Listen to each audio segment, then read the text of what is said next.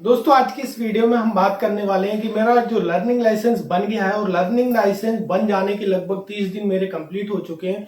तो अब हम इसे परमानेंट डीएल में कैसे क्या कन्वर्ट करना होता है, इसकी प्रोसेस को आज हम देखने वाले हैं। तो इसकी डॉक्यूमेंट की अगर हम बात करें तो दोस्तों आपके पास लर्निंग लाइसेंस होना चाहिए और दूसरा डॉक्यूमेंट आपका आधार कार्ड होना चाहिए। ये दोनों डॉक्यूमेंट कंपलसरी होते हैं। अगर ये दोनों डॉक्यूमेंट हैं तो आप इसके लिए परमानेंट डीएल के लिए अप्लाई कर सकते हैं। दोस्तों याद रखना है कि लर्निंग लाइसेंस जो आपकी वैधता 6 माह होती है वो उसके बाद एक्सपायर हो जाता है, तो उसके पहले हमें इसे स्मार्ट कार्ड यानी परमानेंट डीएल के लिए अप्लाई करना होता है। तो चलते हैं डेस्कटॉप स्क्रीन पर और देख लेते हैं इसे परमानेंट डीएल के लिए कैसे क्या अप्लाई करना होगा। तो सबसे पहले मुझे क्रोम ब्राउजर को ओपन करना होता है। क्रोम ब्राउजर जैसे ही ओपन हो जाता है तो मुझे यहाँ पर लिखना है परिवहन.gov.in।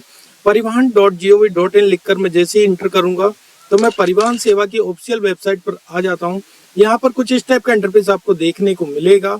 अब मैं यहाँ पर जो ऑनलाइन सर्विसेज वाला ऑप्शन दिया हुआ है मैं इस पर क्लिक कर दूंगा तो एक बार ओपन हो जाएगी और इसमें तीसरे नंबर का जो ऑप्शन दिया हुआ है ड्राइविंग लाइसेंस रिलेटेड सर्विसेज, मैं इस पे क्लिक कर दूंगा। मैं जैसे इस पे क्लिक करता हूँ तो मैं स्टेट सिलेक्शन वाले पेज पर आ जाता हूँ। यहाँ मुझे अपनी स्टेट को सिलेक्ट करना होता है, तो यहाँ पर मैं अपनी स्टेट को सिलेक्ट कर लूंगा।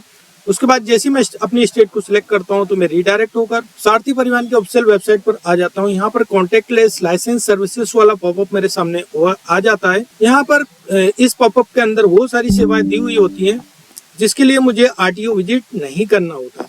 तो इशू ऑफ लर्निंग लाइसेंस और अपडेशन ऑफ मोबाइल नंबर, इन दो कंडीशन में मुझे आरटीओ विजिट नहीं करना होगा, तो मैं इसको स्किप कर दूंगा।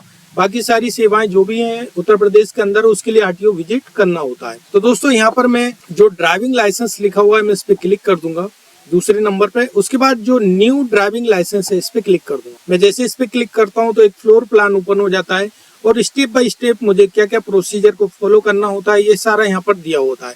तो मैं इसको यहाँ पर कंटिन्यू कर दूंगा। मैं जैसे कंटिन्यू करता हूँ तो एप्लीकेशन फॉर ड्राइविंग लाइसेंस वाला पेज यहाँ पर ओपन हो जाता है।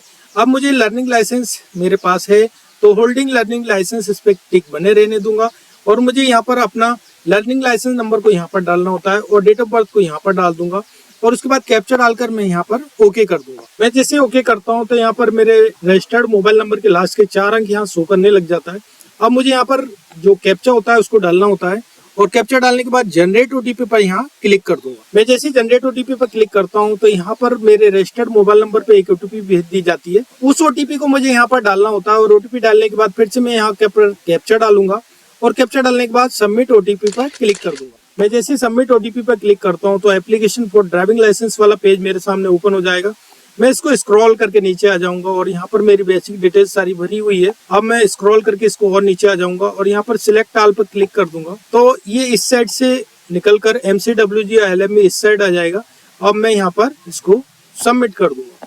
मैं जैसे सबमिट करता हूँ तो एक पॉपअप आ जाएगा और यहाँ पर मेरा एड्रेस शो करेगा कि आपका जो ड्राइविंग लाइसेंस है वो स्मार्ट कार्ड इस एड्रेस पर डिलीवर्ड होगा। तो मैं इसको ओके कर दूंगा और यहाँ पर कॉन्ग्रेचुलेशन का मैसेज आता है, your application has been submitted successfully. तो मैं इसको ओके कर दूंगा। तो यहाँ पर मेरी एप्लीकेशन रेफरेंस स्लिप अब मेरी जनरेट हो जाती है।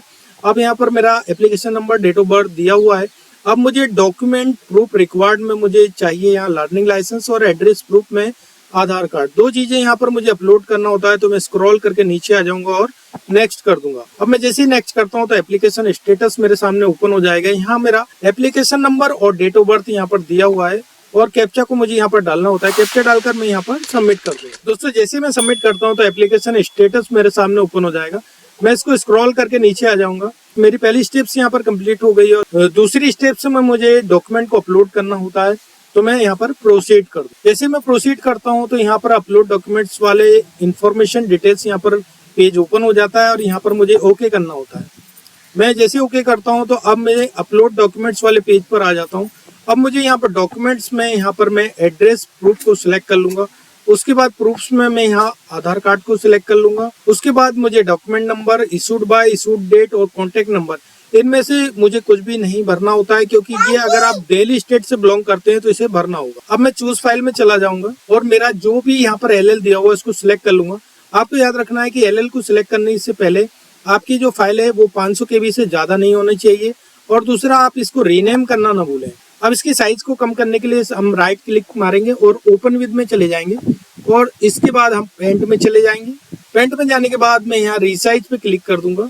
उसके बाद पिक्सल से क्लिक कर देंगे और इसमें जो भी संख्या बड़ी होती है उसको कम कर दिया जाता है और ओके कर देंगे और कंट्रोल एस से सेव कर देंगे। तो अब मेरी जो फाइल है वो 60 KB के आसपास हो गई है।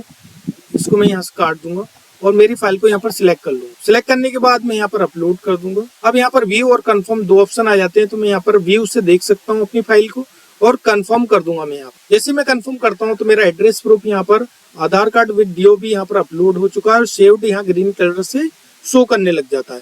अब मुझे जो दूसरा डॉक्यूमेंट होता है उसको सिलेक्ट करने के लिए मैं यहाँ पर लर्निंग लाइसेंस को सिलेक्ट कर लूंगा।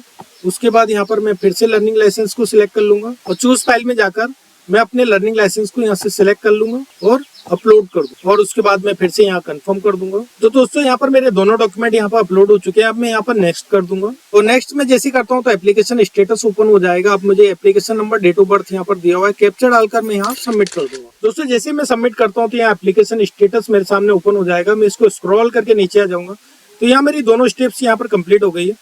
तीसरी स्टेप में मुझे फी पेमेंट करना होता है तो मैं यहाँ पर प्रोसीड कर दूंगा और अब मेरे सामने एप्लीकेशन फी पैनल यहाँ पर ओपन हो जाता है। कितना अमाउंट किस चीज के लिए यहाँ पर पे करना होगा और टोटल अमाउंट मुझे 1000 रुपये यहाँ पर पे करना होता है।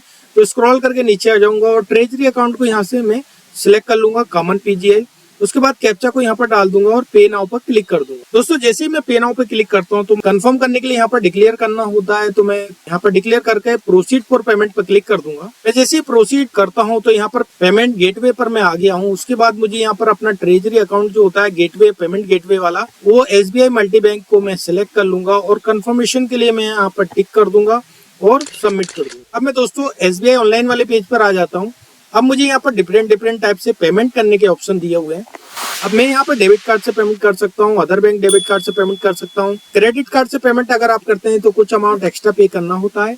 उसके बाद नेट बैंकिंग से आप पेमेंट कर सकते हैं। अदर बैंक नेट बैंकिंग से अगर आप पेमेंट करते हैं तो कुछ अमाउंट आपको एक्स्ट्रा पे करना होगा। तो मैं SBI नेट बैंकिंग से पेमेंट करने जा रहा हूँ। उसके बाद मैं पर्सनल बैंकिंग वाले अकाउंट पर आ जाता हूँ। यहाँ पर मुझे यूजर ID और पासवर्ड डालकर लॉग इन करना होगा। उसके बाद मुझे यहाँ पर अपने अकाउंट को सिलेक्ट करना होगा और अकाउंट को सिलेक्ट करने के बाद मैं इसको स्क्रॉल करके नीचे आ जाऊंगा और कंफर्म कर दूंगा। जैसे मैं कंफर्म करता हूं तो मेरे रजिस्टर्ड मोबाइल नंबर पर एक OTP भेज दी जाती है। इस सिक्योरिटी पिन को मुझे यहाँ पर डालना होता है और OTP डालने के बाद मैं यहाँ पर कंफर्म कर दूंगा। दोस्तों जैसे मैं कंफर्म करता हूँ तो यहाँ मेरा योर पेमेंट वो सक्सेसफुल। अब मुझे यहाँ पर पेमेंट करने के बाद कुछ सेकंड के लिए वेट करना होगा क्योंकि ये रीडायरेक्ट होकर पेज आगे बढ़ता है। अब मैं दोस्तों यहाँ पर पेमेंट ट्रांजैक्शन डिटेल्स यहाँ मेरे सामने ओपन हो जाती है। Click here for print receipt पर मैं क्लिक कर दूंगा। अब मुझे यहाँ पर वेरीफाई करना होता है अपने ट्रांजेक्शन को।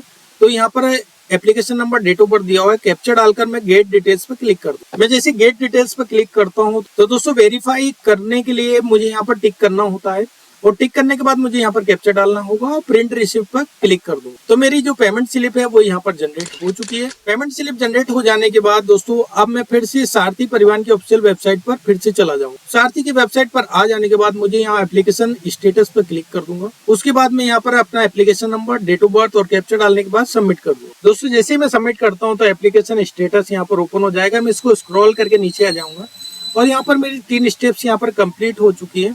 अब मुझे चौथी स्टेप में DL स्लॉट बुक करना होता है क्योंकि मुझे यहाँ पर RTO विजिट करना होता है और यहाँ पर मुझे गाड़ी को चलाकर दिखाना होगा। तो मैं यहाँ पर प्रोसीड कर दूंगा और यहाँ एप्लीकेशन नंबर पर टिक कर दूंगा। उसके बाद मेरा application number, date of birth show करने लग जाता है। अब मुझे कैप्चा को यहाँ पर डालना होता है और कैप्चा डालने के बाद मैं यहाँ पर सबमिट कर दूं। जैसे मैं सबमिट करता हूँ तो DL टेस्ट अपार्टमेंट वाला पेज ओपन हो जाएगा। मैं स्क्रॉल करके नीचे आ जाऊंगा। अब मुझे लाइट मोटर व्हीकल का अगर एग्जाम देना है तो मैं इस पे टिक कर दूंगा और अगर आपको मोटरसाइकिल भी आज ही डेट में चलाना है तो मैं इस पे टिक कर दूंगा और उसके बाद प्रोसीड टू बुक पर क्लिक कर दूंगा। मैं जैसे प्रोसीड टू बुक पर क्लिक करता हूं तो यहाँ पर मेरे सामने DL टेस्ट अपॉइंटमेंट में अलग अलग कलर से शो करने लग जाते हैं। यहाँ पर ग्रीन कलर जो होता है स्लॉट्स अवेलेबल को शो करता है, red colour no slots available को शो करता है और ब्लू कलर जो होता है स्काई ब्लू वो हॉलीडे को शो करता है। इसके अलावा जो स्लेटी कलर होता है वो प्रीवियस या फ्यूचर में जो भी होता है उसको शो करता है। तो ये जो प्रीवियस सेशन जो निकल चुके हैं उनको शो कर रहा है स्लेटी कलर। अब मेरे सामने जो भी डेट्स अवेलेबल होती है वो ग्रीन कलर से शो कर रही है तो मैं इसको सिलेक्ट कर लूंगा। उसके बाद मुझे टाइम को सिलेक्ट करना होता है, तो जिस टाइम में मैं RTO विजिट करूंगा उसको सिलेक्ट कर लूंगा। उसके बाद बुक स्लॉट पर क्लिक कर दूंगा। मैं जैसे बुक स्लॉट पर क्लिक करता हूं तो एक सिक्योरिटी कोड यानी OTP मेरे रजिस्टर्ड मोबाइल नंबर पर फिर से भेज दी जाती है। उसको मुझे यहाँ पर डालना होता है और मैं यहाँ पर सबमिट करूँ। तो जैसे मैं सबमिट करता हूँ तो यहाँ पर DL test appointment details preview यहाँ पर शो करने लग जाता है अब मुझे कंफर्म करने के लिए कंफर्म टू स्लॉट बुक पर क्लिक कर दूंगा मैं यहाँ पर। तो यहाँ पर मेरा जो स्लॉट है वो लग चुका है। अब मैं इसको स्क्रॉल करके नीचे आ जाऊंगा तो इसका प्रिंट ले लूँ। तो दोस्तों अब मैं आपको डॉक्यूमेंट बता देता हूँ कि आपको क्या क्या डॉक्यूमेंट लेके जाना है। एक तो आपको जो अपॉइंटमेंट स्लिप होती है उसका प्रिंट आउट लेंगे।